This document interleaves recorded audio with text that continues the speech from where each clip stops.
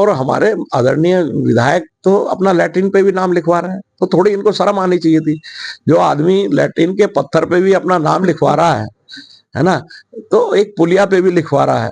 या मैं तो कहूँ ये तो हर चीज पे इनका नाम होना चाहिए, पहली शर्त इनकी है। तो इनको एक बड़ा दिल रखते हुए जिस मेयर की अध्यक्षता में बैठक हुई और जिसने खुशी खुशी जमीन दी, तो उसका नाम सबसे पहले अंकित होना चाहिए था।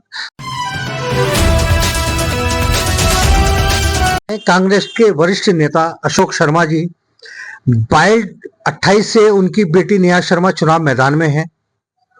हम देखते हैं कि वो एक कांग्रेस का बड़ा चेहरा है और किस तरह से कांग्रेस को हरिद्वार में फतेह दिला पाएंगे और कितनी चुनौतियों का उनको सामना करना पड़ रहा है।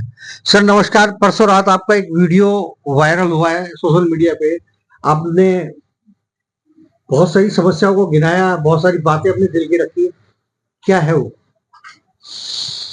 जो हम लगातार जो है देख रहे हैं, समाज में देख रहे हैं, जो बातें सुनते हैं, अपने बुजुर्गों से सुनते हैं, छोटे भाइयों से सुनते हैं और अपने साथियों से सुनते हैं, तो वही भावनाएं मैंने जो है वीडियो के माध्यम से रखी है, ताकि वो और प्रसारित हो, घर घर तक फैले, हर आदमी तक फैले और जो है उसका लाभ हो लोगों को और उनको जागरूकता है कि भाई कनखल का सम्मान जो पहले था, हमारे आदरणीय हीरा वल्लभ त्रिपाठी जी हुए, हमारे यहाँ से सांसद हुए, जिन्होंने बीएचएल लगाई थी, बीएचएल फैक्ट्री लगाई थी। आदरणीय हमारे यहाँ से हरिदत्त बहुगुणा जी हुए, जो हमारे नगर पालिका के चेयरमैन रहे, जो पैदल ही जो है नगर पालिका तक जाते थे।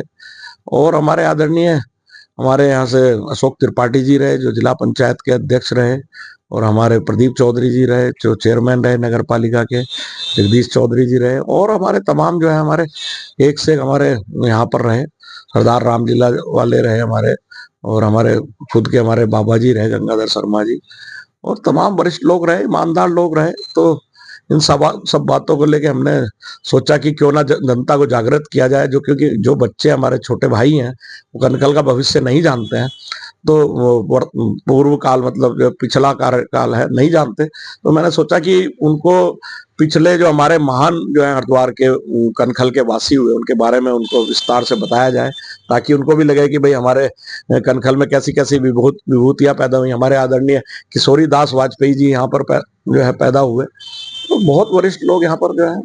किस तरह का कार्यकाल रहा पिछले 5 साल का? किस तरह की चुनौतियों का आपको सामना करना पड़ा? चुनौतियां तो देखो, जब राजनीतिक प्रतिद्वंदी रहते हैं तो होती हैं, लेकिन जिस तरह की प्रतिद्वंदिता यहाँ हरिद्वार में रही जो है नगर निगम में, ऐसी प्रतिद्वंदिता तो मैंने कहीं देखी नहीं। ये तो सरासर गुंडागर्दी थी। जब हमने जो है हमारी मेयर साहब ने प्रथम बैठक, अनौपचारिक बैठक रखी नगर निगम की, तो हमने कहा यार ये साफ सफाई पे थोड़ी सी बात हो जानी चाहिए और एक परिचय हो जाना चाहिए। तो बोर्ड बैठक नहीं थी वो, तो हमने जो है बैठक रखी।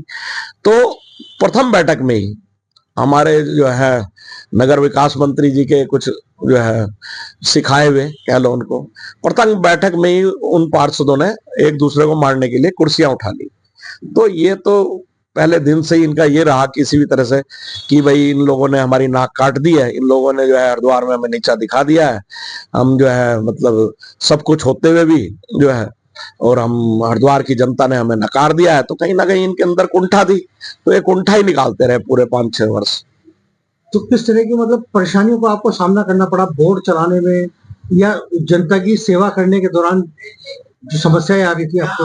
तो बहुत सारी समस्याएं हमें समय समय पर हुई, बहुत सारी समस्याएं हुई, लेकिन ऐसा है कि वो ये कह लो कि हमारी जो मेयर साहब थी, जो सीधी सादी थी, सरल थी, उनका इन्होंने नाजायज फायदा उठाया और ऐसा होना नहीं चाहिए था। अगर ये हरिद्वार हित सोचते तो ऐसा कदापि ना होता। हम जो है बड़ा मन करके आदरणीय हमारे नगर विकास मंत्री जी के कार्यालय, मैं स्वयं देहरादून गया, मेयर साहब साथ थी, एक मीटिंग थी देहरादून में, तो हमने कहा क्यों ना जो है हरिद्वार के बारे में जो है हमारे भाई 4 बार के विधायक हैं और हमारे नगर विकास मंत्री हैं, तो क्यों ना जो है नगर विकास मंत्री जी से हरिद्वार के बारे में अच्छी अच्छी बात की जाए, हरिद्वार का विकास हो, हरिद्वार को सुख सुविधा मिले। तो मैं स्वयं गया उनके कार्यालय में और मैंने कहा मंत्री जी कि आप जैसा चाहेंगे और आपके नेतृत्व में हम चलेंगे, आपका जो है फ्लैक्स पे बोर्ड ऊपर होगा, हमारा फोटो नीचे होगा, और आप जो है हमें जैसे मर्जी दिशा निर्देश करें,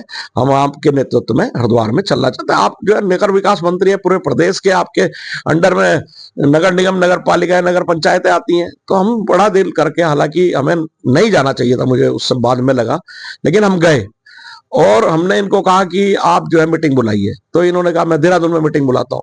मैंने देहरादून में क्यों बुलाते हो आप जो है हरिद्वार में बुलाइए आप, और हम सब आएंगे, उसमें हम सब बैठेंगे, आप जैसे दिशा निर्देश देंगे हरिद्वार के हित में हम जो है वो कार्य करेंगे। लेकिन कभी भी उन्होंने जो है हम लोगों को गले से नहीं उतारा। उन्होंने पूर्व के जो मेयर रहे, पूर्व के जो चेयरमैन रहे, उनको भी गले से नहीं उतारा। वो अपनी आदत से मजबूर है, वो चाहते हैं कि मैं ही मैं रहूं, जो मेरी हाजी हाजी कहेगा वही बचेगा, और जो मेरे से मतलब सही बात करेगा, जो मेरी नहीं सुनेगा, मेरी गलत बात पे हाँ नहीं करेगा, वो उसको मैं काम करने नहीं दूंगा। राजकीय मेडिकल कॉलेज बना, जमीन दी, तब आपके मन में, आपकी धर्मपत्नी के मन में क्या था विचार उस समय? नहीं, तब क्या सोच के उन्होंने वो सब चीजें की थी? वो तो अचानक से फोन आया, रविशंकर जी जो हमारे जिलाधिकारी महोदय थे, उनका अचानक से फोन आया, तो मैं साथ ही बैठा था जो है मेयर साहब के। उन्होंने कहा मेयर साहब मुझे आपसे मिलना है, तो उन्होंने कहा बताइए आप। कहने लगे भाई आप कहो तो मैं आ जाता हूँ, नहीं तो आप आ जाइए मेरे कार्यालय पे। तो मेयर साहब ने कहा नहीं कोई बात नहीं, हम आ जाते हैं, और हम जो है शाम को, उसी शाम को 6:30-7 बजे हम उनके कार्यालय पे गए जो रोशनाबाद में।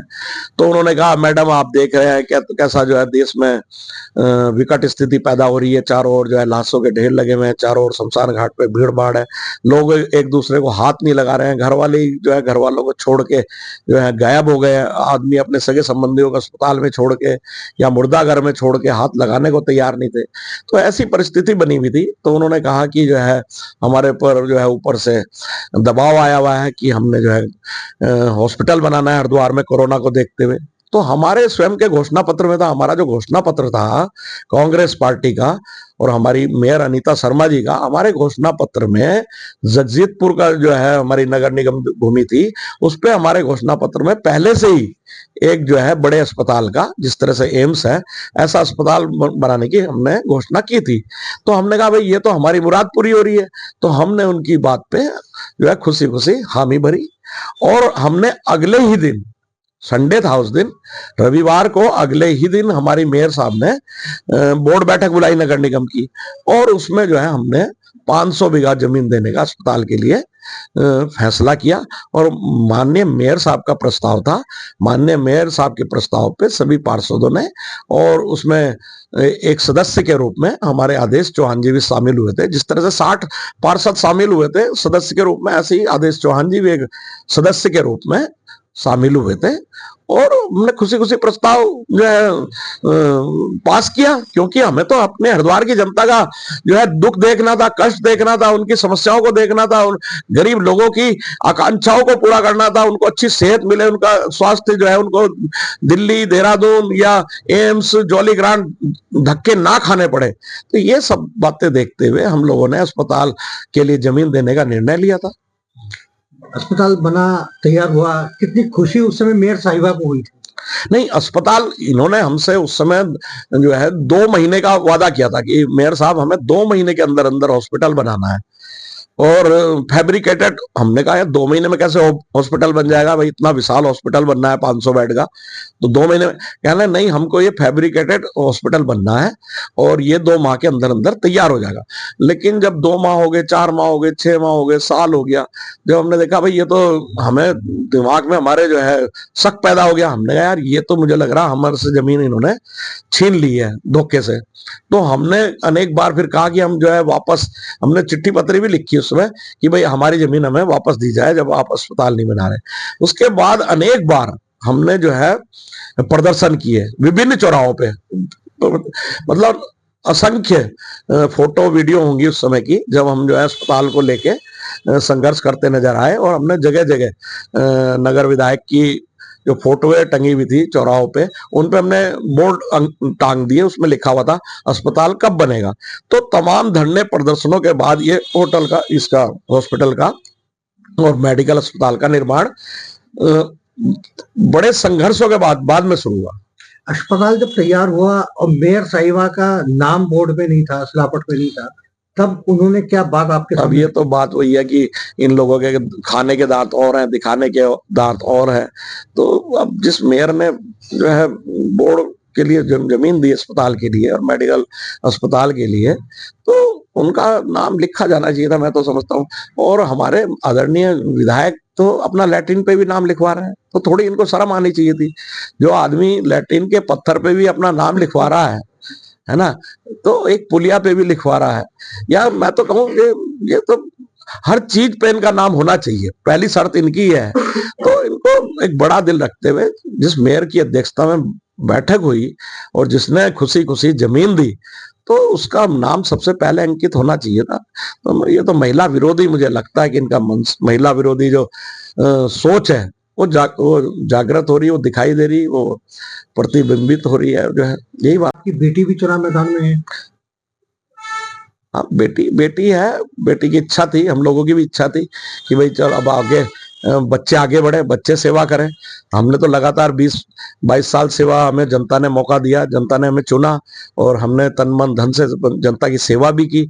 अब बच्चों का भी मन है कि भाई हम भी अपने पापा मम्मी के पचिन्नों में चले और जनता की सेवा करें।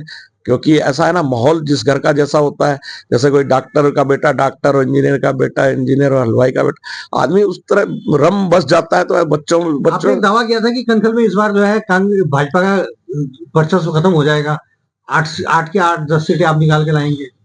नहीं, मैंने दावा नहीं किया, ऐसा कोई मेरा दावा नहीं है।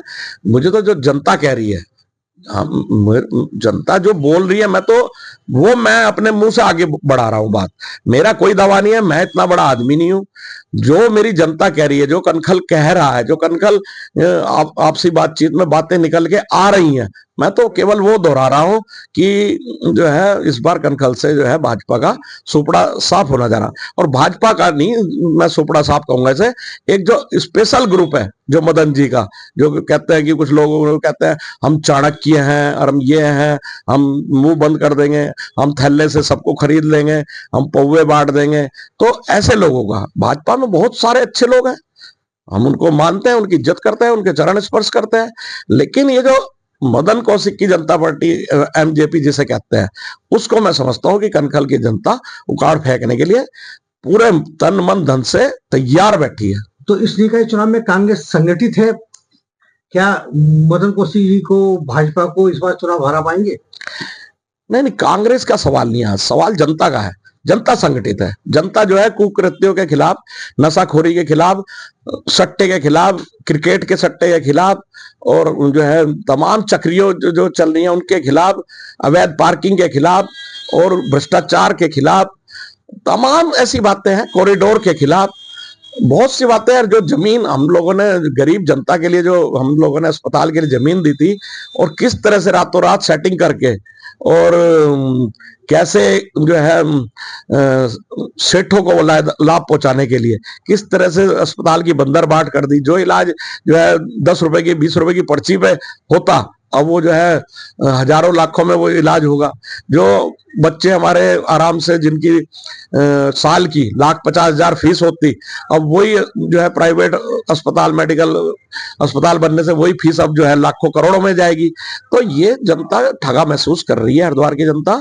और जो हरिद्वार को, कनखल को जो लाभ विशेष मिलना था सरकारी अस्पताल से, उन सारी सुविधाओं से मैं समझता हूं कि प्राइवेट अस्पताल बनाकर इन लोगों ने जनता को जो है उन सुविधाओं से दूर कर दिया है। तो जनता में आक्रोश है।